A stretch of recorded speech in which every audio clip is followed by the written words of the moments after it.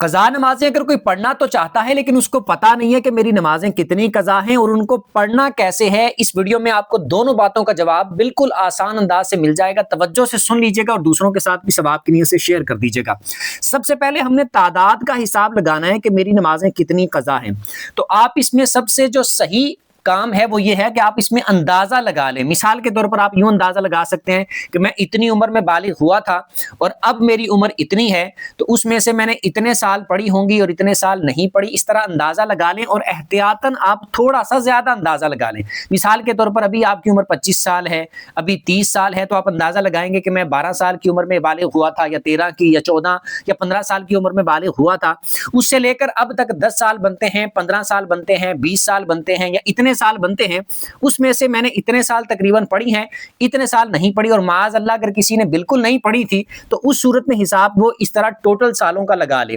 پھر اس نے یہ دیکھنا ہے کہ ہر سال کے اندر دن کتنے ہوتے ہیں، 365 دن ہوتے ہیں، اور ہر دن کی کتنی نمازیں بنتی ہیں، 5 نمازیں، اور چھٹی نماز ایک وتر کی بنتی ہے، تو روز کی 6 نمازیں بنتی ہیں۔ اب وہ ان کا حساب لگائے اور ان کو اس طرح ان کا حساب کر کے ٹوٹل اس کا نکال لے کہ یہ ایک سال کی کتنی نمازیں بن جائیں گی، پھر 2 سالوں کی کتنی، 3 سالوں کی کتنی،